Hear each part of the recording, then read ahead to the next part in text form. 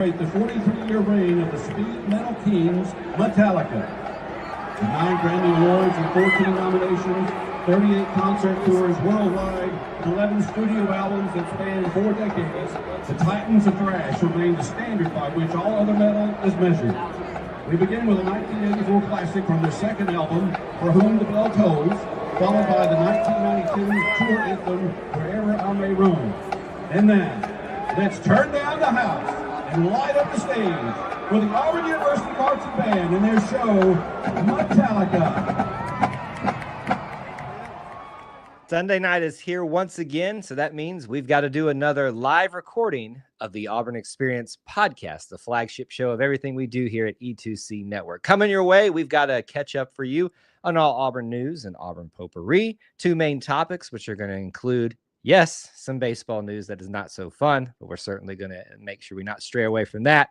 And then we're going to look at what is all popping up around Auburn, the town, and the university. So much to talk about in the Auburn Experience. Let's get into episode 128 right now.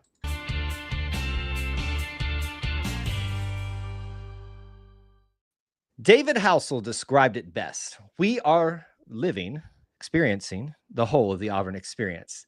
You can quantify it, you can qualify it through a variety of methods, time, people, places, and things. But at its heart and at its core, the Auburn Experience is all about Auburn sports, Auburn culture, and Auburn family stuff. An easier way to say it might be, though, if it's orange and blue, it's what we do. So thank you so much for joining us in what we're going to be doing either in the live portion, if you're catching us that way, or in the audio format or the replay other format. We have a lot to get into you on episode 128 of the Auburn Experience. My name is Kyle, your main host here. Alongside me, as always, the host that you're really here for. Doesn't have to be the main host. He's the one that just provides all the good opinions, Mr. Austin Scott. What's going on, sir? What's going on, Kyle? War Eagle to you, War Eagle to our viewers and listeners tonight. Hope everybody's had a great weekend, and it's good to be back. We got plenty to talk about. Some, like you said, some fun, some not so fun. And then some different things that I don't know if we've covered some of the things we were doing tonight before. So this will be kind of interesting. Well, it is summer, Austin, and it's officially that time. With the baseball ending. Of course, we'll get to that. This means that we are, and most content creators are scrounging for topics. In fact, people seem to be getting in our territory a little bit with the Mount Rushmore thing. I'm just kidding. Anybody can do whatever they want. It did start rising in popularity. I'm just saying. I'm really glad that other people have been doing it because there's been some different opinions, different topics that have been really cool to see. But I'm just saying. I mean, is it a coincidence? I don't know. Coincidence? I think not. But it doesn't matter because I love hearing everybody's opinions in different topic spaces. So keep it coming. Obviously, we're sitting here with a little bit of bittersweet news that we'll talk about in our first main topic. But there is plenty of other good stuff to get into in the Auburn Experience. So let's jump into Auburn potpourri to get things started here with episode 128. Now, let's start with some professional news. And there's 2 related things in here, but let's do them one at a time. So obviously, the baseball thing, we're going to talk about that. But there was good baseball news this week in the pro realms, because when you think of Auburn baseball, you think of a few names right away, maybe even a Mount Rushmore or something like that. But Tim Hudson comes directly to mind. This week, as we were all prepping for super regional play, the news dropped that Tim Hudson would finally, and I think once again, shockingly for an Auburn person, just now being inducted into a Hall of Fame they probably should have been in a long time ago. The Oakland Athletics are going to be putting that group of 3 that they had in Major League, including Tim Hudson, in their Hall of Fame. So great news for Huddy. And my only question is, once again, just like the Bo Jackson situation, what took y'all so long? Yeah, no kidding. One minor adjustment there. They are just the Athletics currently. As they're on their excuse me. You're gonna have to get used to that. They have chosen to not have a location at the moment, even though I think they're playing in Sacramento.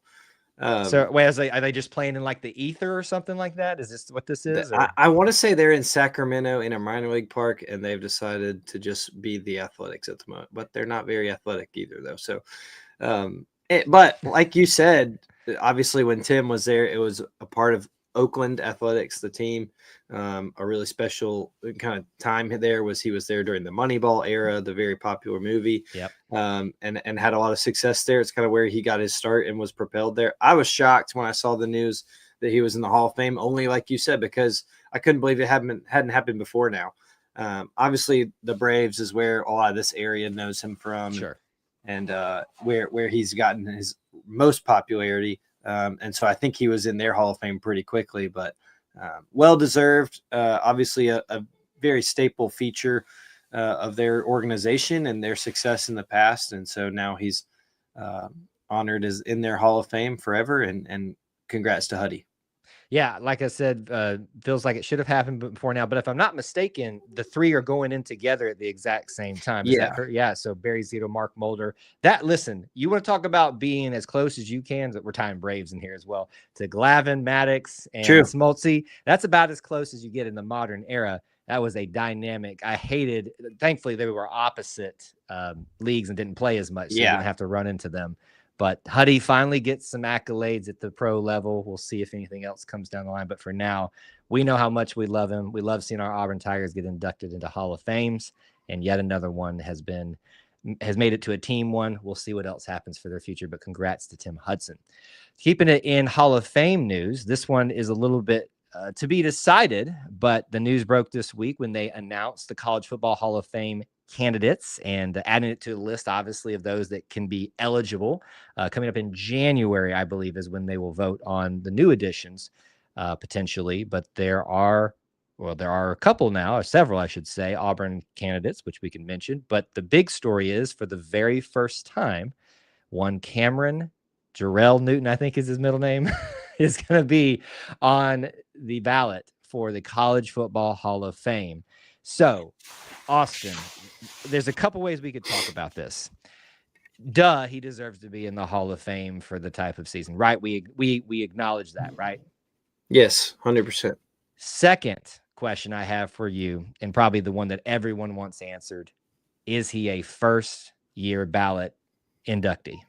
Yeah, I think that's a good question, and I think that I have not seen who else is on the ballot this year. So that's the big question. I just want to preface that, and I don't know the criteria. I know in baseball, it's like 80%. I think is you have to get to be from all the voters to be inducted. So I don't know the criteria for the College Football Hall of Fame, but I think when it comes to college football, if you've got a Heisman and a national championship, in my opinion, those are probably the things that get you pretty automatic. And I think with Cam that'll be the case. Like I said, I don't know who else is on the ballot or who might take votes away from him. Now and I know at least in baseball, there's always the voters who are the purists and are going to dock you for any kind of non-football attention. Cam certainly had some of that. But I think that he's guaranteed. I would think he's a guarantee first ballot Hall of Famer. We'll have to see what happens. He will get in eventually, whether it's this year or next. I'm not going to say he's never going to make it. That would be asinine and crazy to me. But I think Cam will be a first spot Hall of Fame. My prediction is he will.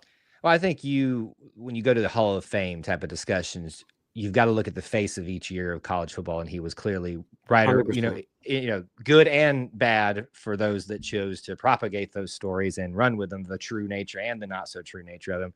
Just the Heisman story and the national championship story. He was the face of college football. And I think that is usually college football Hall of Fame worthy. So Cam's there. We now have also, I believe, 3 guys, including him, that will be eligible: Tommy Tuberville and Takeo Spikes. Now, I will say this one part. We all agree that Cam needs to be there. The big question is, will he get what a lot of people, maybe like us, believe, that first ballot? It feels a little bad that Takeo is not going to go before Cam, though, and has been sitting there. Tommy, I think we can debate a little bit. Tommy is one of our best coaches, and obviously no shade being thrown at him whatsoever. But I think in the pecking order, he's going to be at the bottom of anybody's list of those 3 available right now. I don't know. I have a hard time accepting Takeo has to wait for Cam to go first, even acknowledging what we talked about. Any thoughts about that? Yeah, well, and that's kind of what I was getting at, that I haven't seen the full ballot, because those are the kind of things that like guys like Cam are the ones that will take away from Sure. from guys who might have an argument but are somewhere in the pecking order. I'm sure there's another very popular name out there on the ballot this year that I don't know that would dock some points too. I think that's something that's kept Huddy from getting in the Major League Hall of Fame for a while now. It's just every year new guys get put on. There's some recency bias just naturally. And so, it's unfortunate. I think Takio's absolutely deserving. And I think that he's had a college career that should be in the College Football Hall of Fame. I think it'll be tougher for him as the years progress to get there, but we'll see. I think that it wouldn't surprise me at all if he makes it. It's always interesting for me to see what coaches make it, and what coaches are, what the criteria is for that, and how people view it. I think we I don't know if we talked about it or not on the show, but they lowered the percentage just by a hair for Mike Leach to be nominated. Fair and totally fair. But even that scenario is like, well, Mike Leach, it seems like if they're doing that, is going to get a good amount of votes. That was going to take away from Tubbs. So just really interesting to follow and process. I don't know if those votes are made public, but I'd be really interested to see how those shake out in, I think you said January. Yeah, we'll see how it all shakes out for him, but certainly that becomes the story. Not will he make it into the College Football Hall of Fame, but when will it happen? Time will only tell, and maybe that time will be very short for the wait for Cam Newton and hopefully the rest of the guys for Auburn that are waiting for their opportunity to be not just nominated, but named to the College Football Hall of Fame. So moving into basketball realm, let's cover this really quick because as we've talked about with the roster, obviously the updates to that, the changeover that, but every year, I guess I shouldn't say every year. For the most part, it seems like this group that Coach Bruce Pearl, in terms of his staff and his coaches, directors of operations have been together for quite some time. You lose one here, maybe every 2 years or something like that, but you're kind of getting this opportunities for others to go and do other things. We talked about Chad not leaving the game of basketball and retiring from that and doing some great work with a ministry opportunity, but others are probably going to get opportunity as well. But when an opportunity is vacated, that gives an opportunity for somebody else. Ian Borders, who has been the director of scouting and recruiting for Auburn basketball, has now been elevated to assistant coach. I think, obviously, and maybe you agree with this, it's just a promotion into Chad's spot at this point. I think so too. I think that we saw Chad get the same treatment, and I think that will be it'll be very similar for Ian. He's been with the program, been with Coach Pearl a long time. I think this is a very natural progression for him and for the program. There was another assistant brought back this week from Iowa, and Matt Gates, I think is his last name. I might be missing that out. Yeah. I feel like that's not right, but we'll go with it. A former video coordinator now back as an assistant or as a general manager type role. So familiarity, and that's just going to happen when Bruce Pearl has such an expansive coaching tree that he does now. And we've talked about that before. This grows that, but also nurtures it in a way too. So not surprising. Keep the continuity, everything still rolling well for Auburn men's basketball. Absolutely it is. And I love seeing our crew stay together as much as they can, especially in a year where they've already changed over the roster so much. Glad to see that we're retaining, giving well-deserved promotions to those that have been around and been integral part. If you like recruiting and scouting of Auburn basketball, look no further than Ian Borders because he's been the director of it under Coach Pearl for some time now. Let's talk about some recruiting stuff. No, not football and basketball, but this will help maybe kind of transition slowly into our first main topic tonight. This started happening before the season ended for Auburn baseball because the transfer portal, once again, Austin, opened in the middle of postseason play. Make it make sense, my friend. I know. Just for whatever reason, the NCAA has just the common sense is a superpower, to quote one of our favorites. And they do not have a problem, apparently, with the portal opening during a postseason. Happens every year in all three major sports. And it was no different for baseball. And like you said, it opened earlier this week. Coach Butch Thompson had his preview of the super regional press conference and said, let's make this quick. The portal's open.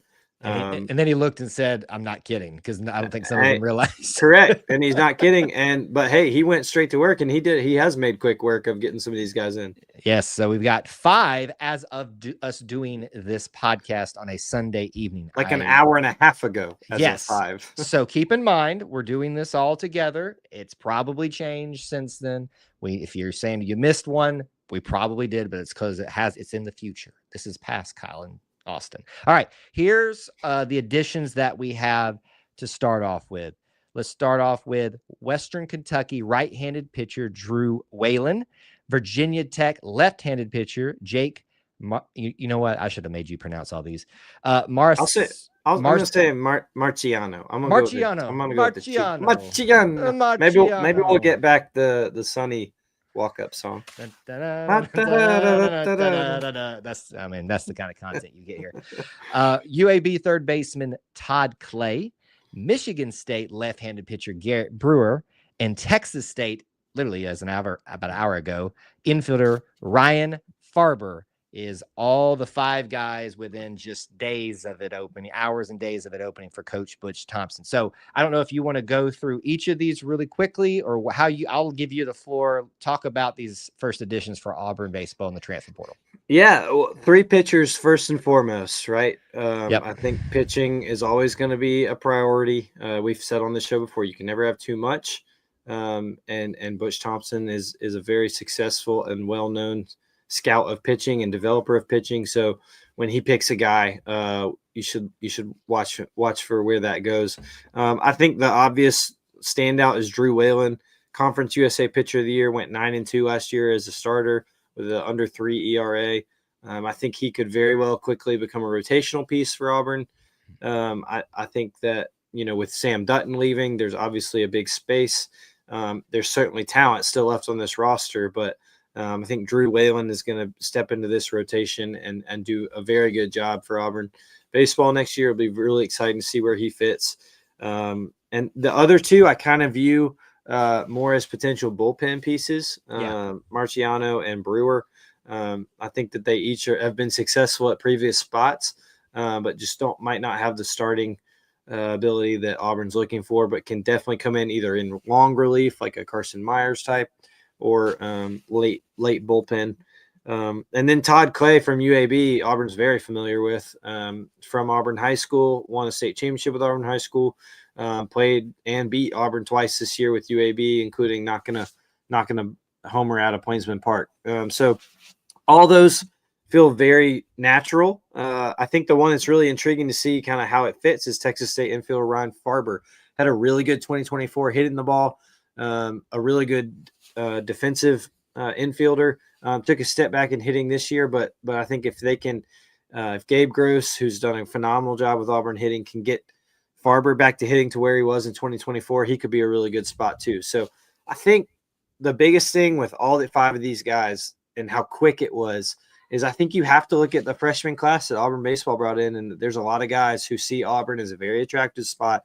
1, because they just hosted a super regional, but 2, they've got a really young, talented group around them to fit in and build on even more so next year. So, outside of everything that happened this weekend for Auburn baseball and the season ending, the March for 2026 is already on, and it's looking pretty good.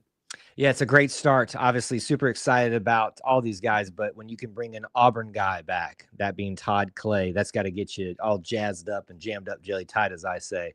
I love Auburn people coming back to Auburn and stealing one. You feel bad because we talk so much about, being proud of how the state performs in some of these sports.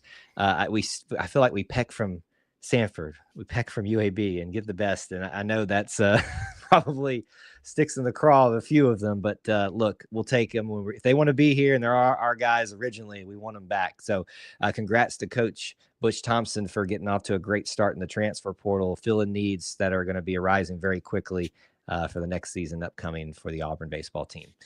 Lastly, I want to remind you of this before we move off. Yes, technically the sports calendar year is over for the majority of you out there on campus. However, I said this last year and I'm going to say it again. you need to value the whole of the Auburn experience. You have 2 more teams still in competition, technically 1, but you split them men and women. You have men's track and field and women's track and field represented out at the NCAA National Championships in Eugene, Oregon.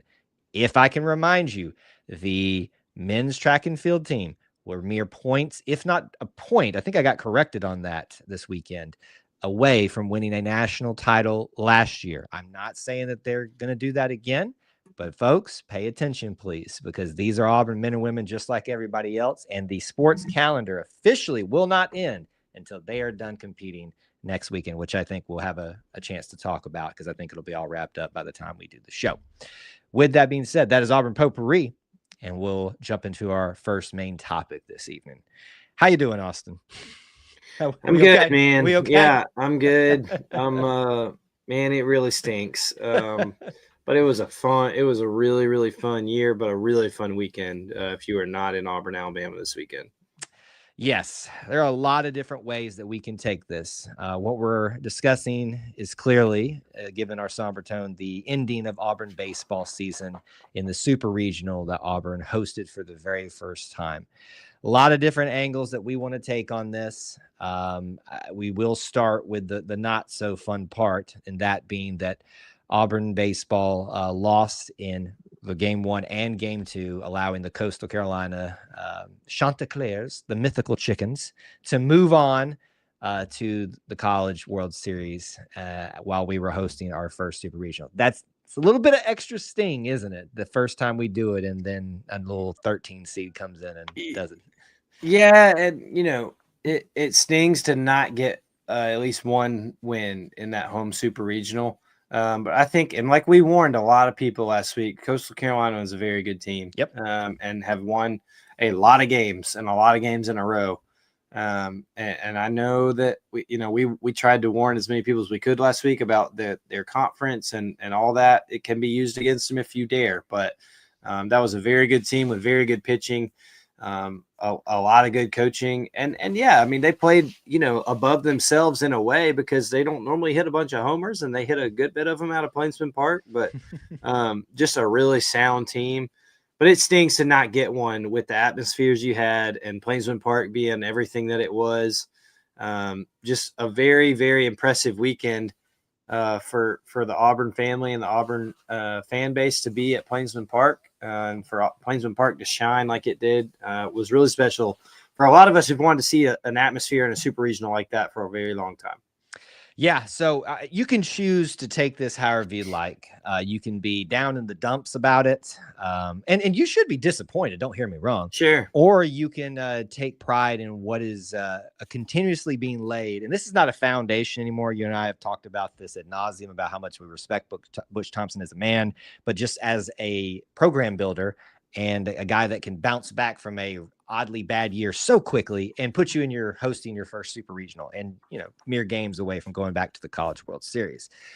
This one was rough because while that first game 1, they got off to that hot start, both teams, but obviously more Coastal Carolina after the rain delay, that roaring comeback really late into the evening.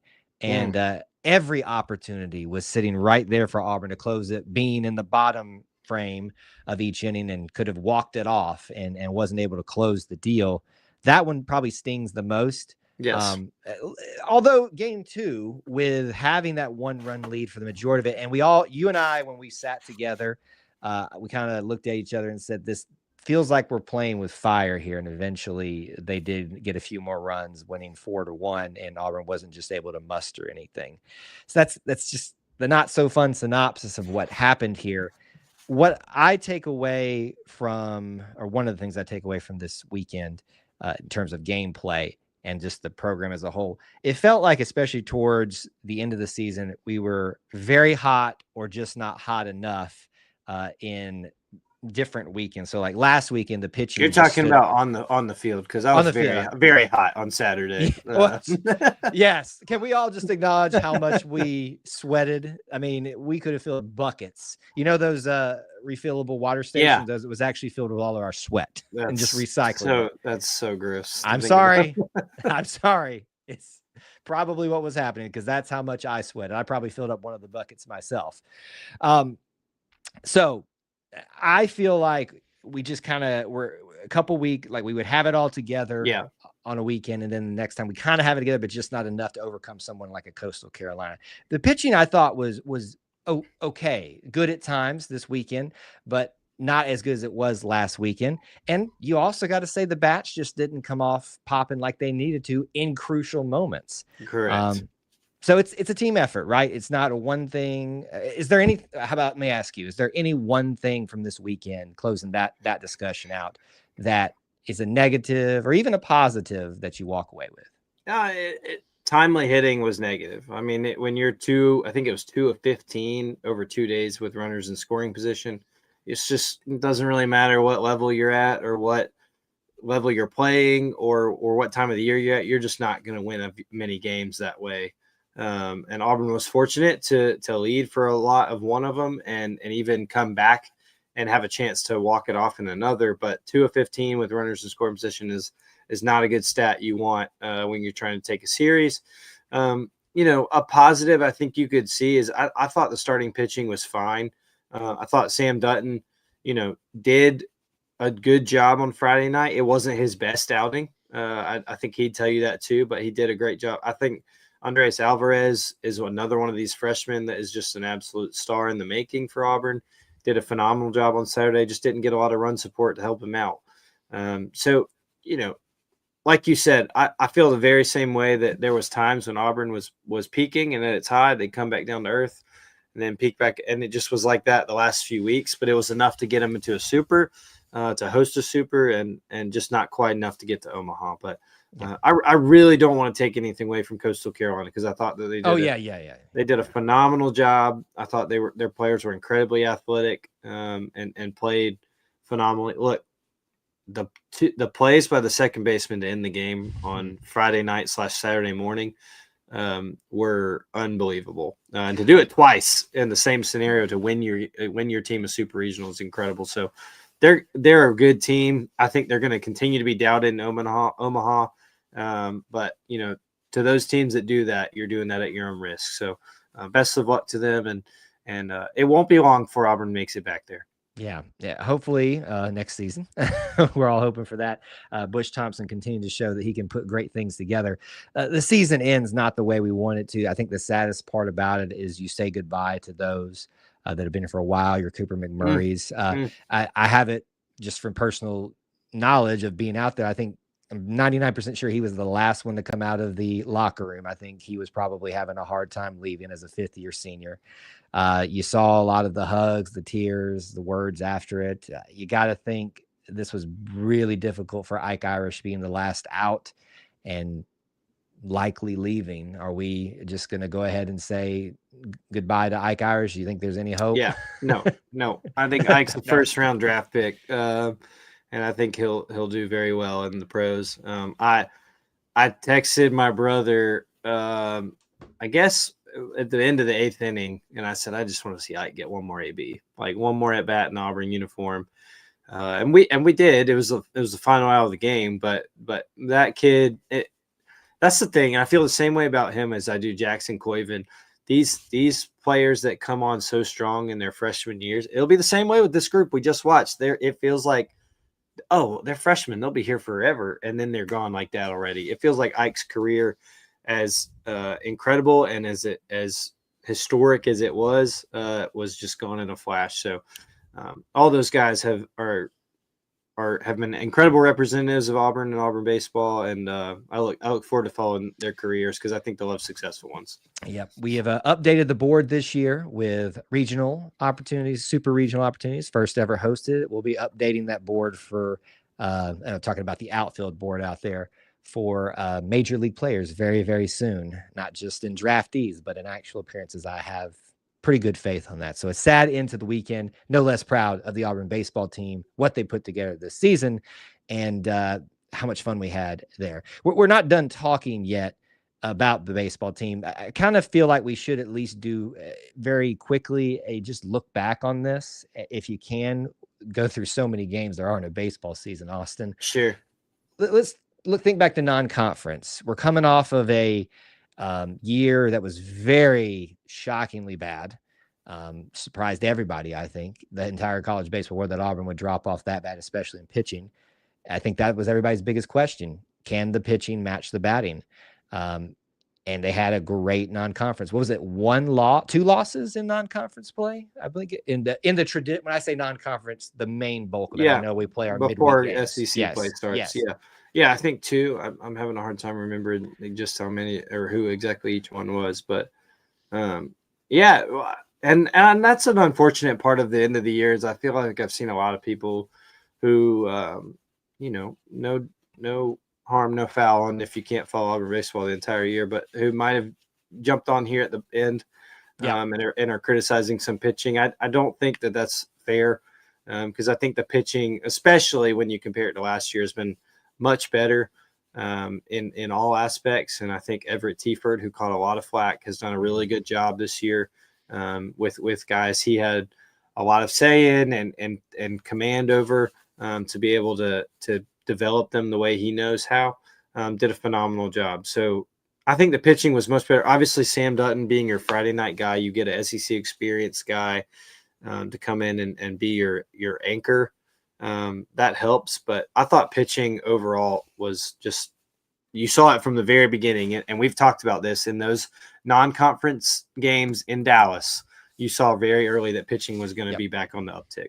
Yep. And if I look back on the record, we lost 3 in the traditional, not the 1 to Old Dominion, the 1 to UAB, which I think was got people a little bit worried, but that just shows you people who aren't watching this as close know that UAB and Samford and Jacksonville State, especially, they'll catch you if you're not ready for them on a night. Holy Cross, who ended up making the tournament, I believe. Forgot about that one. So not to say that that's just like the most amazing thing, but you win the series to open up against what would be an NCAA tournament team eventually. Troy this year, we beat them both times, and they were a ranked opponent. So the non-conference, like you said, hallmarked by that series or group of games out in Dallas, which we're doing again, by the way. We talked about that previously. I think it was a great non-conference start, but really, Austin, things got rolling with SEC play, and Auburn won every series except for 2, and they were swept in both of those. But at the time, each of the time, they were like the number 1 teams,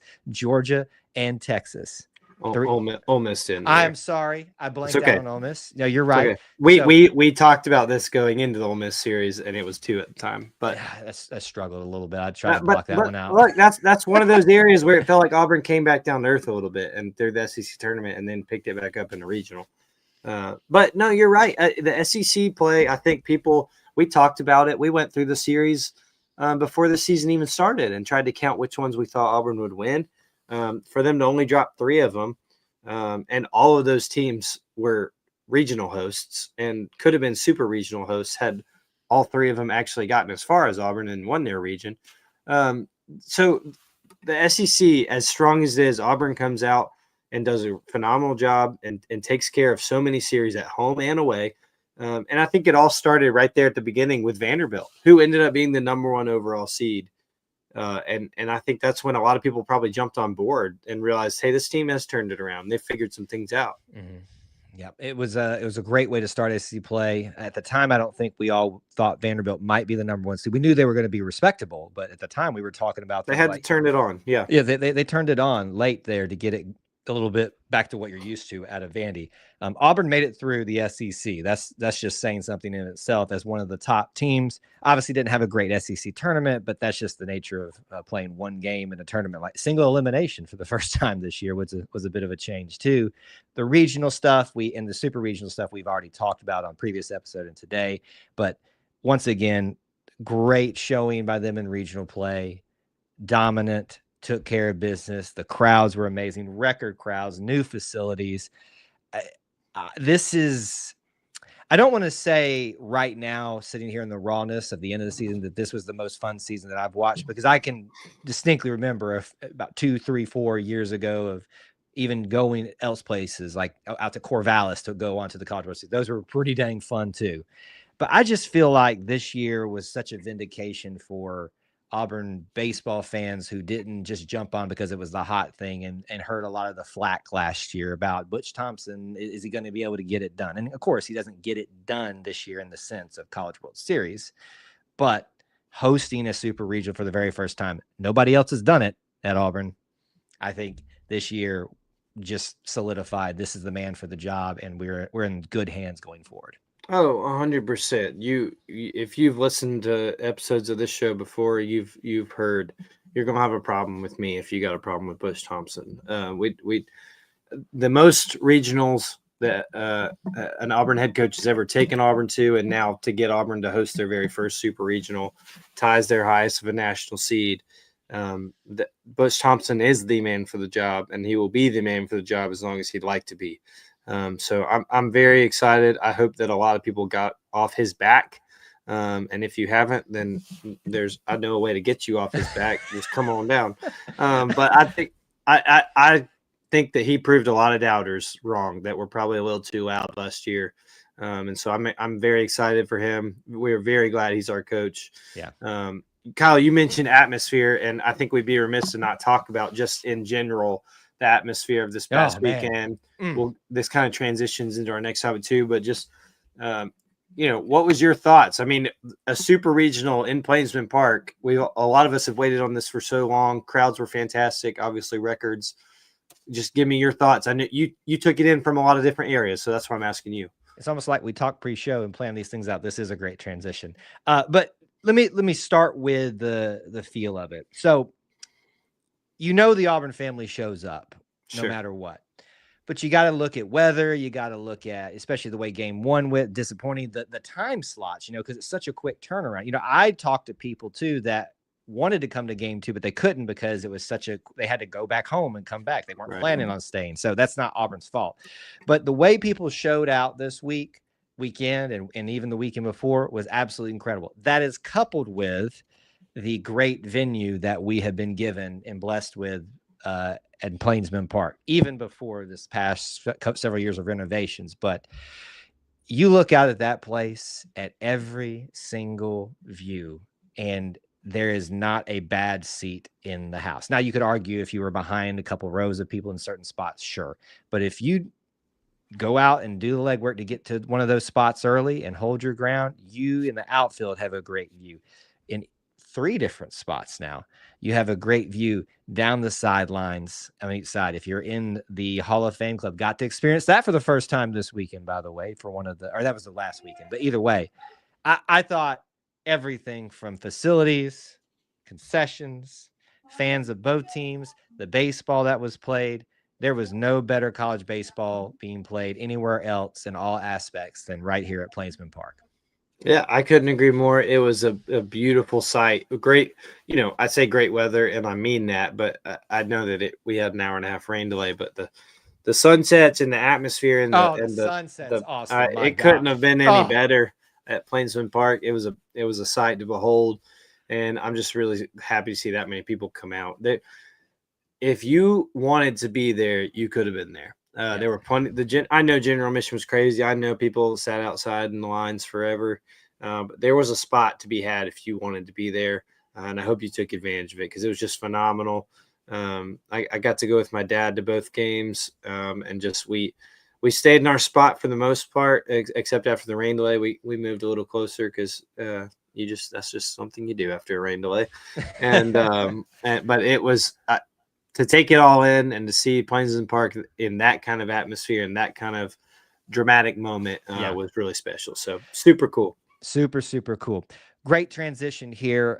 We wanted to talk about some construction updates. Now, I know if some of you are going to roll your eyes, Kyle loves his construction updates. I do, because I think it's good to It's a great time of the year. Yeah, to chronicle the history of it and talk about where we've been, where we're heading.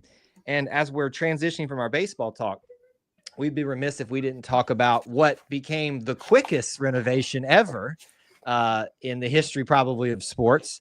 And that was the long talked about, the long wished for realization of seats on top of the hitting facility in right field of Plainsman Park. Rhett Hobart, my goodness, you teased us so hard at the beginning of the week. And I thought, surely surely it's just a tease for next year. Got even Ike Irish in on it, just saying like, hey, yeah, this would be great. Even got me thinking maybe that was Ike wishing so he'd come back and play for it. Wishful thinking. But why do I continue to doubt this fan experience squad? And I know that there's more than just the leadership part of that involved. Sure. Everybody goes into this. It's not a one-person thing. But once again, we are blessed with something this weekend with the right field rooftop becoming reality. Got to go up there beforehand and see it without all the crowds. Got to go up there in the crowds, and we got pictures, we got videos on social media if you need them. Everybody else does too, but we've got some of our own. Wow, Austin, it's real. Yeah, It's it's awesome. real. It's a really cool addition. It's one of those things that for now it's temporary, and the way to get up there is a little more temporary than you might like if you're comfortable. But it served its purpose for a couple of days. It got them another attendance record and another spot for general admission to spread out. I think that you'll see. I have no information at all whatsoever. I just think that based on the success of it, it's my speculation. You'll see some kind of easier structure to get up there and some standing room general admission. It just makes too much sense. And as Auburn baseball popularity continues to grow, I think you'll see that there. But another, like you said, a phenomenal job by the marketing and fan experience crew to get that turned around so quickly, and to allow more people to see a brand new perspective of Plainsman Park. Yeah, and there's not a bad perspective to have it in that ballpark. Seats, standing up, outfield, whichever outfield you want, center, right, or left, parking deck, sunsets. Oh man. We are blessed, folks, to have Plainsman Park and to have Auburn baseball. Continuing on our trend, though, of this construction update, we're going to do a little bit of show and tell with you guys now. We're going to try to transition smoothly into this thing. Oh, boy. I know every time. Look, you're even messing with your microphone and stuff, so you can't get on my cord keeps hitting it. Yeah, whatever. All right. So what we're going to do here with the rest of our time, we want to talk about some other construction updates. First of all, this video that we're going to be sharing comes straight from the Auburn University memorize it, campus facilities group. So it is their content. Please go check out, and I'll probably put that link in our description for stuff too. We've been sharing a lot of stuff from it this week. I think this is a great way for all of you Auburn folks out there that say, every time I come back, Auburn changes. And you're probably right. And this is mainly about the campus. So it's not necessarily about the city in itself or downtown, but this is a good time to kind of catch up on what's going on. So we're going to do a little bit of that. We probably won't have time to get everything that I want to, but the video that we're going to be bringing up now, Kyle, there we go. Hey, there you go. All right. We're going to be going through this video a little bit and taking a look at some of the things that Auburn has going on for you. One of them is a big thing that all of you are going to love to look at, as almost, I basically think, what's completed. And I think I was told by somebody in the know that is the work, the core work of it is done. And that is, as we see it come up on screen here, proving it's not our video, the video board of the north end zone. There you go. We'll let that kind of play for just a second here. But what you can see is now the Auburn Tigers that's going to be facing the inside. This is probably our first really good look from a professional sense of what's you're going to be seeing inside the stadium. That's the view that we've all been sharing, taking the outside, video, the outside of the scaffolding. It begs questions of what's going to go in there in the future. Drink rails. I saw someone post that a little bit, but we'll pause there for a second. Anything else stick out to you, or are you just ready to see this thing full blown out there and ready to go this year? Well, yeah, like you said, we've been talking about it, and that it's. I think we talked last week. The signage went up, and so it's definitely coming to fruition. On their report, they say 80% complete. I'm sure we won't see a lot of the final 20% visually, but there's things that they got to do to get it ready for fall and for that first opening game. I think the biggest part of this is, and I know I'm going to say this, and it's going to fall on some deaf ears. It's not going to look the prettiest from the outside, as you can see, and I know those that are listening can't see it, but from the outside, it won't look the prettiest. But it's really important for it to be a reminder. This is to facilitate future development in the north end zone, and for further expansion, further club seats, for whatever.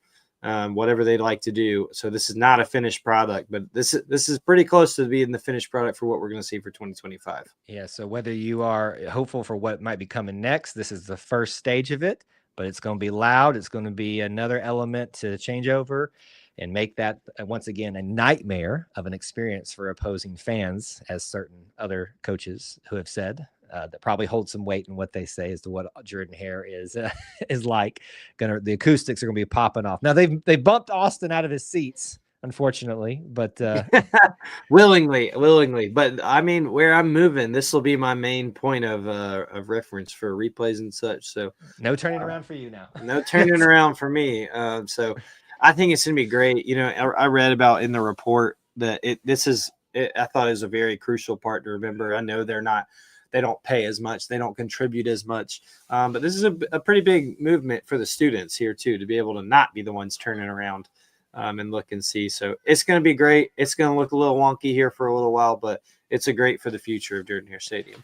All right, the next thing we have coming up for you is, and we'll let it play and then come back to it if we need to let it come back to anything. But this is the Concourse Giant Housing Facility.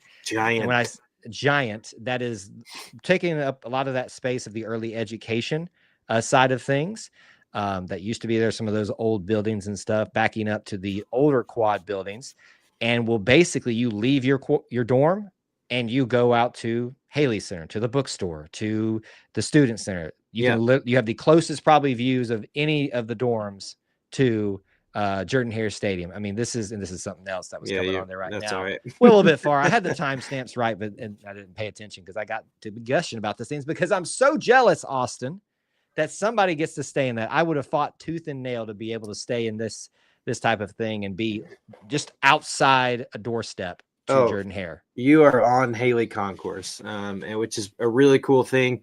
Going off their report, it looks like it's gonna be 125,000 square feet and house 371 students. Like you said, fight tooth and nail. Brooks and Barrett Scott will hopefully in 16 years be on Haley Concourse if it's not too old by then and torn down for something else in this dorm. But I'm with you. This is just, you can't get any better location than this right here. It is a very, very cool building, and they say it's about 50% done. This is one of our main walking by on our campus walks. We walk by this almost every time. We got to see the tractors and the cranes and all the Auburn logos outside of it. But it's huge. But I think this is one of my favorite kind of large scale construction projects the university's done in the last few years. Not that those, buildings right there, I think they were early education and family learning and marriage therapy buildings were all important right there. But man, the students at Auburn University are living the best times of their life. How about giving them the best housing on campus? Absolutely. And that reminds me of a little bit of academics news for something that's coming in the future we missed and we'll have to cover on next week's show. I don't know if you saw that as well, but that'll be a tease for next week. Let's move forward a little bit to probably some of the meatier things that people are going to want us to talk about in this one. And I think this puts us right about where we need to be managing the view of this thing here. So this is going to be the Watson Fieldhouse, and this is where volleyball practices. Obviously, they play in Neville Arena. This is a really important facility for them. We're going to combine a couple in this one here, but we can certainly talk about each of the different sports because I think they're going to come up back to back. Yes, they are. So this is a much needed improvement for them. But then you'll see here, yes, that is the entrance for the scholarships for Neville Arena. And we've talked a lot about the need for maybe some other facilities for basketball. That's not going to happen right now, but they are investing in improving what they have. I think that's the locker room, or not the locker room, but the weight room, if I'm not mistaken. I think so, yep. So you can see changes happening there. The practice courts, if you've ever seen those before, they're renovating in there as well. So all the team spaces are getting a little bit of love, a little bit of touch up, whether it's practice, office, other facilities. The investment is being made in Neville Arena, in the Fieldhouse, for basically the majority of the teams that participate in Neville Arena. So you got to love to see that. Yeah, and for those that can't see it or might not aware, I certainly wasn't quite sure where Watson Fieldhouse was when I read this report earlier this week, but that is part of the old indoor facility over where Auburn football used to practice. And so they are now, as you can see in Kyle's video, and there's pictures out there if you want to look for it, but they are laying hardwood, laying volleyball courts out there. So that is a much needed and very cool upgrade for Coach Crouch and his team, to be able to have their own space that's just for them. We've talked about there's a lot of teams that are inside Neville Arena, and hardwood space and court space can be hard to come by, but good for them to be able to get that spot. And then, like you said, Neville Arena scholars, there's scaffolding all over in that scholarship section in there. There's just all everywhere. sorts of stuff happening. But this has obviously been the more high profile renovation that we've all heard about. It looks like there's going to be some video boards in the practice court area for some better film viewing and real-time instruction. But huge upgrades for Auburn men's and women's basketball and Auburn volleyball, and these are well due for these programs, and can only help them further. Absolutely. You can't necessarily get everything you want. I know people say there should be a separate basketball facility, and maybe one day that will happen. In the world of the changing NIL, finances are being reallocated and redistributed like every day, it feels like. So unfortunately, some people miss that in their chagrin about why aren't we rewarding Bruce Pearl for more things. Folks, you have to be patient. It is coming. These are, even Bruce Pearl has said, there are priorities that have to happen, and sometimes it just doesn't work out the way that you want it to in the time frame that you want it to. But investment is being made for volleyball, men's and women's basketball, and certainly it's already been for gymnastics and anybody else that uses that facility. But that's what's been going on in that realm. Final one that I do want to hit on, and there's going to be a ton that we didn't talk about here: the West Field House, the Louder Hall Advising Suite, Athletics Complex for Sports Medicine, and then we're not going to do the bookstore innovation because it's just kind of a gutted bookstore right now. But that is part of this video. But I love to share with you all stuff for the community, because people are like, what do you come to Auburn for other than just go to sports things? I can tell you for a fact of having done it myself, there's a much, and Austin knows as a resident, much more to do. One of those is we've been talking about the Gouge Performing Arts Center, getting a build out of the theater and the amphitheater. I know you as a resident are super excited about this, to be able to have some twins run around in out there for concerts and things like that. I'm really excited about the amphitheater at the Gouge Performing Arts Center. We frequent the Gouge a good bit. The Gouge. My dad is a big theater guy, and we attend a good amount of their Broadway series plays there. We did not take the twins, believe it or not. But the for things on the outdoors, I just picture concerts, food trucks all over the place for this amphitheater. And I'm telling you, that Gouge Center, if you have not been to something there, it is a state-of-the-art facility that continues to attract really, really high talent, whether it be a drama performance or musical concert or educational concerts. There's just a lot happening there. I think this amphitheater is going to do even more so of that. So that's a project that I think they expect to be done by September. So that is something that is very underrated in the community, I think, but that will garner a lot of people to come back to Auburn to see different things. Like you said, not outside the normal sports calendar. Sure. So I'm super, super, super excited about it. Yeah, you should be, whether you're a resident, if you're visiting Auburn. I always tell you folks this: if you can, make a weekend out of it, because Auburn is much more than a sports venue. It's much more than just something that you come to school for. It is becoming a destination for tourism in a way. If we could ever get that water park officially opened back up, Kyle is a definitely. I don't know about that. Now, let me hold on. Quick aside here. I know this is not related to our videos. I have been told for a fact that it is reopened in some capacity for the RV park that is there.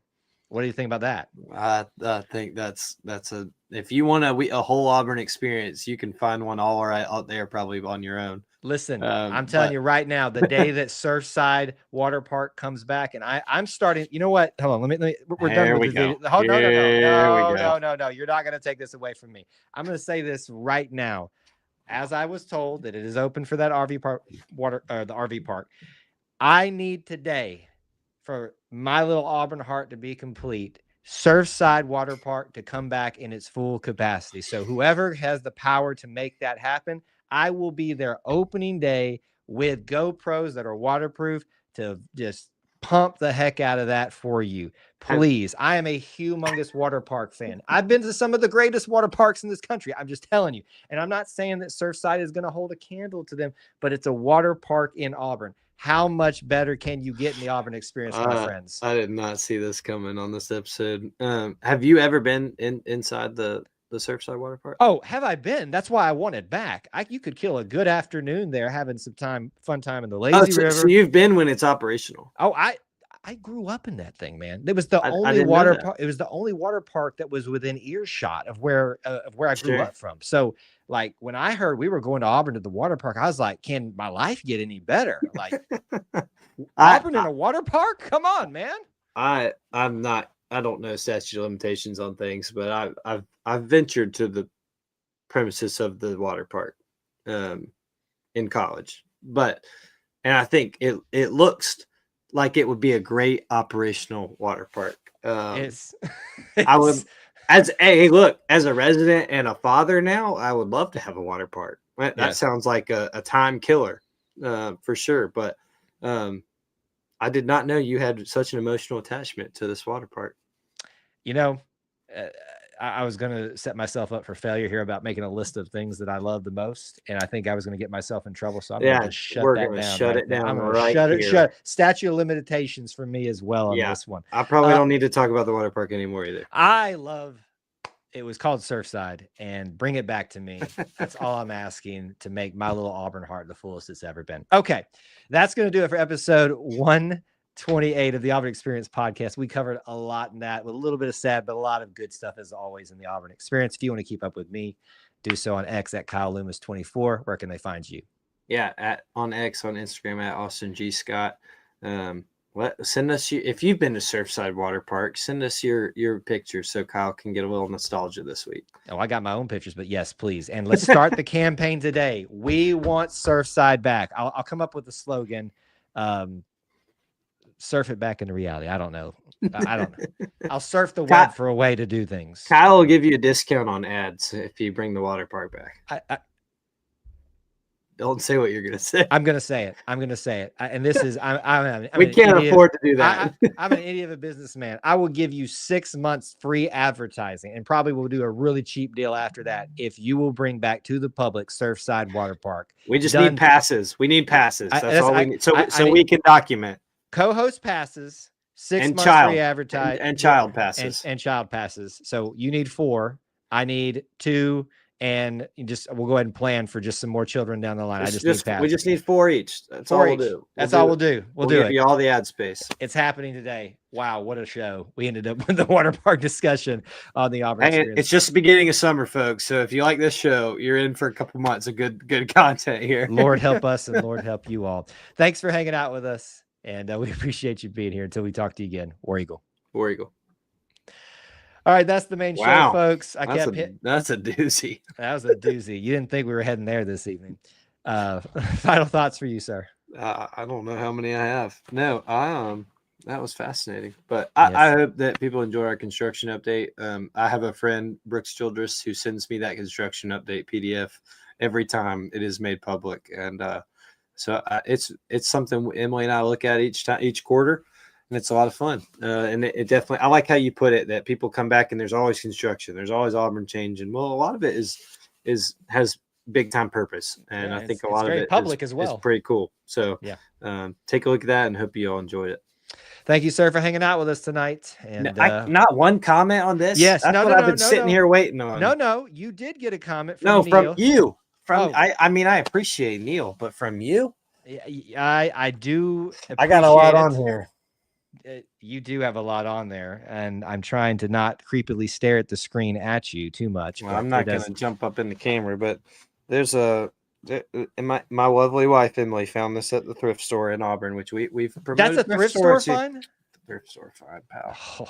It's a pretty good one. She was actually going to surprise me with it, and then I saw it hanging up in the laundry room. I said, "What is this?" And I yelled down to her. I said, "Please tell me this is for me." She said, "Dang it." But it's got just about everything on there. Brooks and Barrett love to point stuff out on it. Well, Bubby's on there a lot, I think. Yeah, I meant to tell you this actually this past weekend when I saw you. You know what's really sad? Oh no. It's. I mean, it's so cute, but it's just Aubie. Man. It's just Aubie. They got it now, don't they? Yeah, we got Aubie and Auburn now. It's sad, but we got Aubie on here. It's even Aubie Tiger now. So well, we've chronicled Bobby as much as we can on here. I think it's time that they grow up a little bit. It's time. So sorry about that. But the shirt's pretty sick. So I figured it was a good way to end the calendar year. He said the shirt is very busy, but cool. Incredibly busy, Chris. Incredibly. The one thing on here, which is kind of disheartening, is there's no baseball on here at all whatsoever.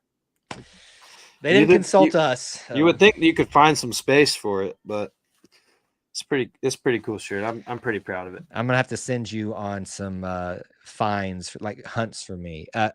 We talked about my picture that I found of the original team. Did you get any clarity on that? I'm 99% sure that's the original team, and how I found it for $5 at a thrift store here in Northwest Georgia. I will never understand how someone gave that away. I got to put it up somewhere. It's pretty awesome. Thrift store finds, especially those in Auburn, are pretty good. Don't miss out on them, folks. That's right. All right, sir. Thank you so much, and we'll talk to you soon. All right, sounds good. War Eagle.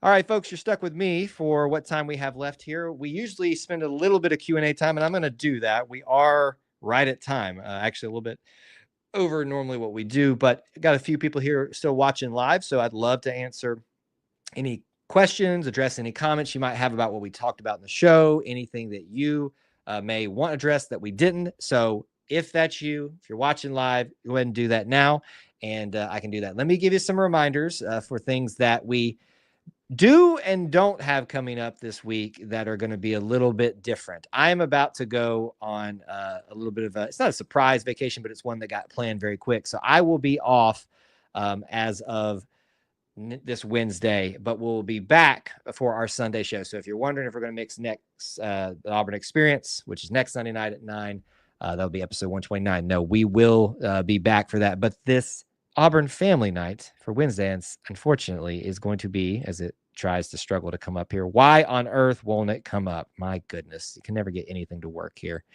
when you need it to. I had a little graphic for you, but we are gone fishing essentially is what. Oh, I know why it's not working, because you put it in the wrong slot, Kyle.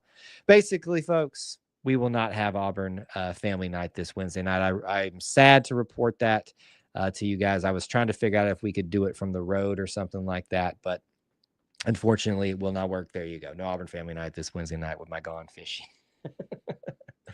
Little graphic there. We'll be doing some live streams on TikTok at middays.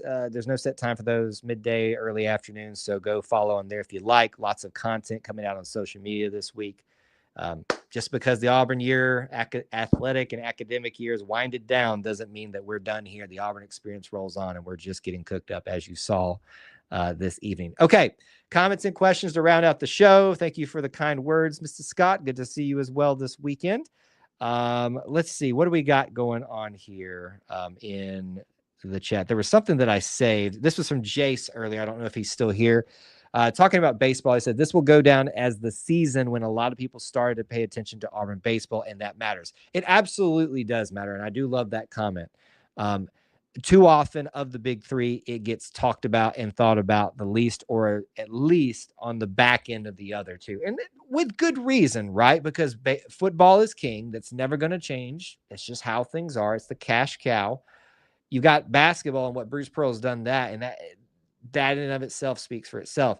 But do not forget about Butch Thompson and this baseball team and how much they continue to even bounce back from just weird years where they don't do well and are the national talk of college baseball. So yes, this year will be the year some people will point to. That's when I started paying attention to Auburn baseball. And that's a good thing. I do wish that it didn't have to be said, but it's just the reality of it. We got a couple of comments coming in from Chris here. Let's see here. Super regional games in person are crazy. Yes, they are super crazy. And he says, we're in a great position to do more great things next season. On that note, Chris, and for anybody else, we're going to be probably doing next episode a as quick as you can be, full year athletics review. Now, I say that, and it'll probably be a 20-minute segment just within that episode, but we're going to try to kind of walk through the high points of each of the ones that, that everybody pays attention, but even those that you didn't necessarily pay attention to as well, and chronicle the 2024-25 athletic calendar year. So that will probably be next episode. We might also next episode be talking about the NIL announcement. I know some of you are probably like, what's your opinions on that? Have you spoken anything? That'll probably be next episode as well. Unfortunately, we had to hold off on that for a week, but I do think at least, if not next week, the week after that, we can probably talk about that a little bit more in detail. There was some big news this week on that front. So, looks like we've covered the majority of our comments and questions during the Q&A style. I appreciate you all. Those of you that watch live, Austin does as well. Those of you that catch the replay in video format, and for those of you that also listen to our audio podcast. Believe it or not, just because you watch this one live doesn't mean that you're getting everything that you get on that audio feed. There are other podcasts. I do a somewhat regular, I call it, midweek daily podcast called Ever to Podcast. This week, there will probably only be 3 of those. And so it's usually, I try to do it Monday through Fridays right now, unless I have a schedule conflict, which I will, but be looking for that. And it'll be another great time catching up with you guys on a regular basis. We really appreciate you guys being here and all the kind words in the chat, and it helps us keep doing this time. Certainly, we're a little bit of a smaller, not everybody's cup of tea type of podcast content platform, but we hope that if you like the Auburn experience, if you value it, you're always going to get the stuff that you're mainly here for and so much more. We ended the show tonight talking about the Auburn Water Park. Bring it back, folks. We got to start the campaign now. I need it back in my life. Thank y'all so much for hanging out with us, being part of our little family within the Auburn family, and joining us for episode 128 of the Auburn Experience podcast. Until we talk to you again, War Eagle.